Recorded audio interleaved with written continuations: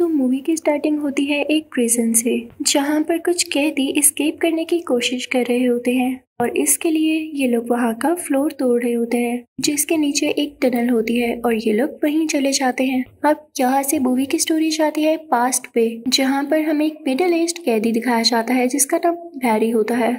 उसे उम्र कैद की सजा थी, यानी लाइफ इम्प्रिजनमेंट। वो कभी भी जेल से बाहर नहीं आने वाला था। इस चीज को लेके वो काफी दुखी भी था। बैरी हमेशा अपनी बेटी को लेटर्स लिखता रहता था, जिससे ये शो होता है कि वो उसे भूला नहीं था बल्कि उसे बहुत प्यार करता था।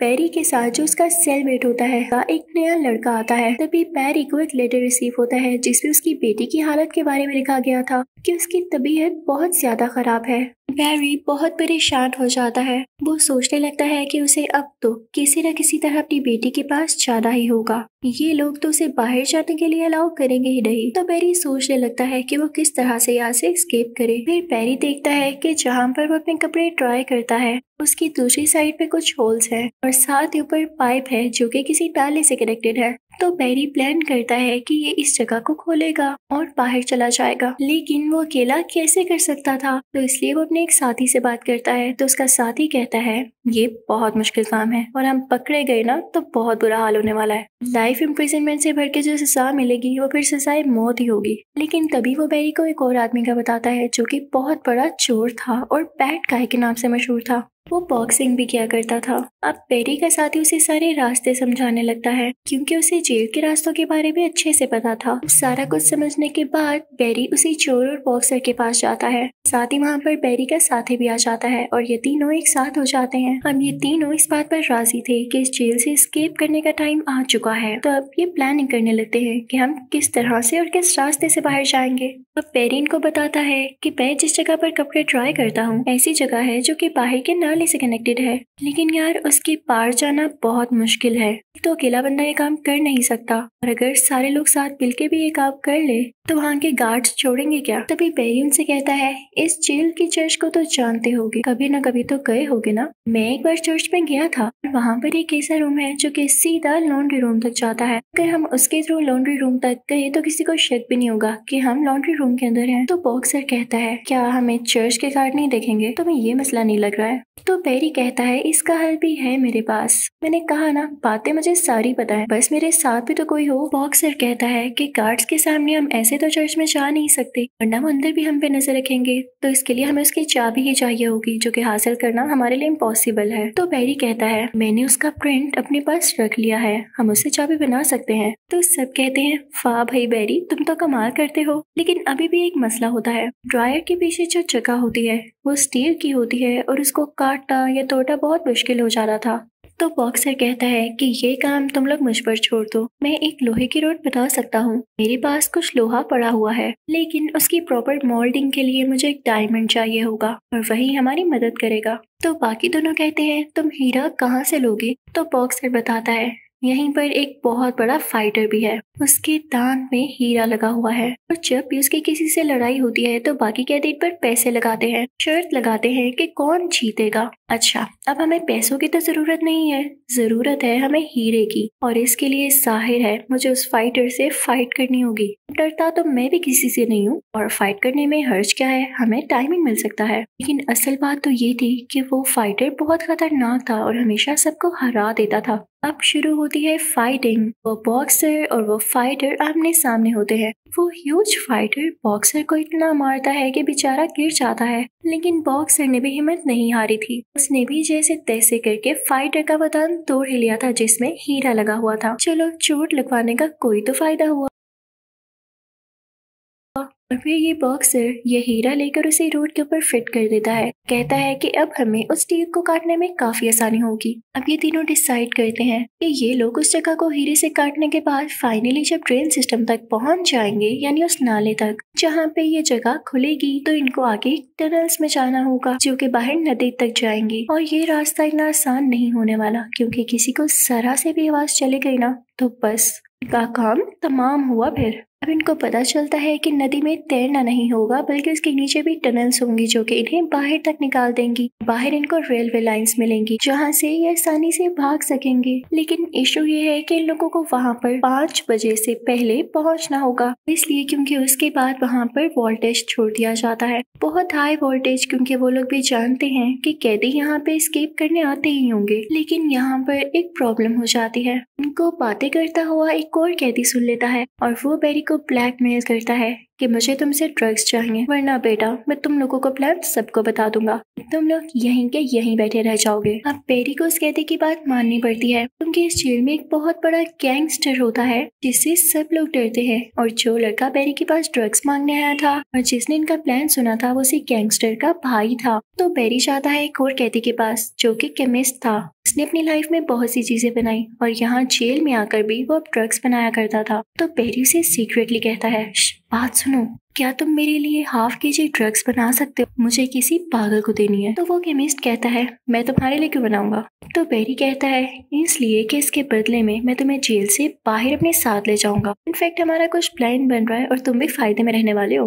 वो केमिस्ट मान जाता है काफी खुशी खुशी। अब वो लड़का बेरी के पास ड्रग्स लेने आता है तो बेरी उसे ड्रग्स देते हुए कहता है कि ये लो, तुम्हारा काम पूरा हुआ, अब जुबान बंद रखना। लेकिन यही लड़का जो कि एक ड्रग एडिक्ट था अपने होश खोकर बेरी के सेलमेट को काफी तंग किया करता था, उसे टॉर्चर किया करता था। और यहाँ पर बेरी के सेलमेट को मौका मिल चुका था कि वो उसे अपना बदला ले। वो उसे काफी मारने लगता है और एक तकिए से उसका सांस बंद करने लगता है। उसे चेयर्स और रोड से इतना ज्यादा मारता है कि वो काफी जख्मी हो जाता है और बाहर निकलते हुए वो स्टेयर से नीचे गिर जाता है और मर जाता है। तभी उस लड़के का बड़ा भाई जो कि गैंगस्टर होता है और उसका नाम रिजा होता है, बेरी के पास आता है, कहता है मेरा भाई आखिरी बार तुम्हारे पास आया था, उसे क्या हुआ है? तो बेरी उसे कुछ नहीं बताता। तो रिजा कहता है, मैं जानता हूँ मेरे भाई को तुम्हारे सेलमेट ने मारा है, बेहतर होगा कि आज रात तुम उसके साथ मुझसे मिलने आओ, वरना तुम्हारा ऐसा हाल करूंगा कि तुम याद रखोगे। यहाँ पर बेरी कुछ परेशान सा हो जाता है क्योंकि आज रात ही उन लोगों ने यहाँ से एस्केप करना होता है और अगर वो अपने सेलमेट को रिजा के पास ना लेकर जाए तो फिर बुरा होगा।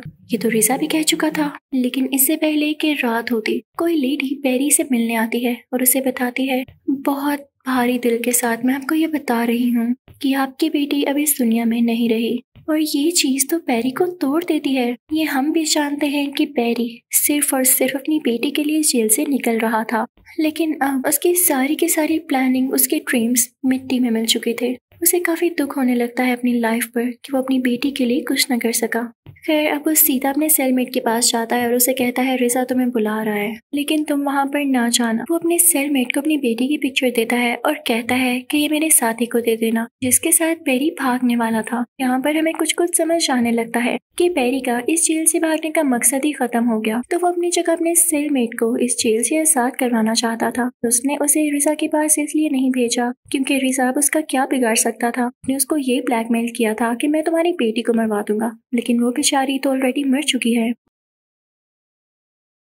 अब बेरी का सेलमेट पहुंच जाता है बेरी के बाकी दोनों साथियों के साथ और वो लोग अब चर्च में पहुंच जाते हैं। लेकिन बेरी के जब दोनों साथी उसके सेलमेट को यहाँ पर देखते हैं तो कहते हैं, तुम यहाँ क्या कर रहे हो? वो समझती हैं कि ये हमारा राज फाश कर देगा, लेकिन वो बताता है कि मुझे बेरी नहीं भेजा है। अब वो लोग उस रूम से होते हुए लॉन्ड्री रूम तक आ जाते हैं, लेकिन तभी वहाँ पर बेरी भी आ जाता है क्योंकि वहाँ जेल में अब उसका दिल नहीं लग रहा होता। जो लोग उसके साथ अच्छे थे वो तो यहाँ से जा रहे थे, तो बेरी भी यहाँ से अब जाना चाहता है और अब वो चारों एक साथ होते हैं। अब इनका स्टेप था उसी वेंडर को काटना जिसके अंदर होल्स बने हुए थे और उसको काटने के बाद ये लोग टनल्स में पहुंच जाते हैं, लेकिन देखते हैं कि सामने पानी ही पानी है, बहुत गहरा पानी। लेकिन फिर भी ये लोग उसमें कूद जाते हैं। अब ये सब के सब पानी में होते हैं। तभी इन लोगों को वहाँ पे एक डोर दिखता है जिसे खोलने के बाद ये लोग अंडरग्राउंड टनल्स में पहुंच जाते हैं। इनका आधा काम तो यहीं पर हो चुका था। अब जैसे ये लोग वहाँ से आगे बढ़ने लगते हैं तो देखते हैं कि सामने एक दीवार है और रास्ता बंद है। इस वजह से ये लोग आगे नहीं बढ़ सकते, ना ये लोग आगे जा सकते थे और ना ही वापस पीछे जा सकते थे। तो ये सब काफी होपलेस हो जाते हैं और सोचने लगते हैं कि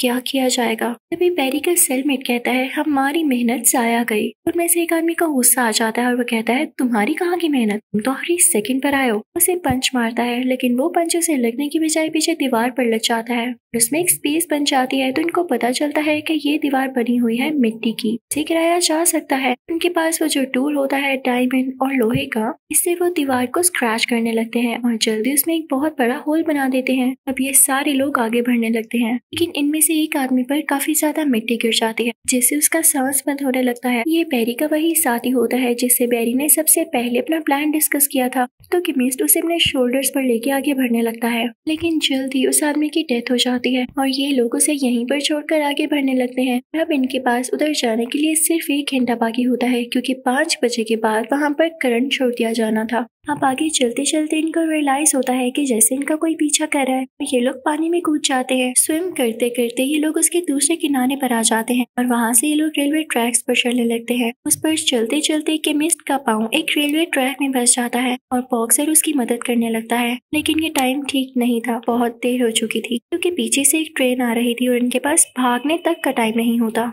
ट्रेन इन दोनों को कुचल देती है। अब बाकी बचे थे सिर्फ और सिर्फ बैरी और उसका वही सेलमेट जो कि उसकी बेटी की उम्र का ही होता है। वो लोग भागते भागते बाहर स्टेशन पर आ जाते हैं। दोनों बहुत खुश होते हैं। बैरी और उसका सेलमेट अच्छे से मिलते हैं और अपने रास्ते अलग अलग पकड़ लेते हैं। बैरी एक्सीलरेटर से ऊपर आ रहा होता है, तभी उसे फील होता है कि जैसे उसे पीछे से किसी ने स्टैब किया है। जब वो पीछे मुड़ के देखता है तो हम ये सीन देखते हैं कि जैसे वो रिजा के ही सेल में है। असल में उसे रिजा ने ही स्टैब किया होता है। जो स्टोरी और जो सीन्स हम देखते आ रहे हैं वो बिल्कुल भी रियलिटी नहीं थे, वो बैरी की इमेजिनेशन थी जो कि वो खुद सोचा करता था। जाहिर है ये उसका ड्रीम होगा इस जेल से बाहर आना, लेकिन अब तो रिजा उसे स्टैब कर चुका था। हमने अभी तक जिन कैदियों की डेथ देखी कि यहाँ से एस्केप करने के बाद वो मरते गए, वो भी एक झूठ था।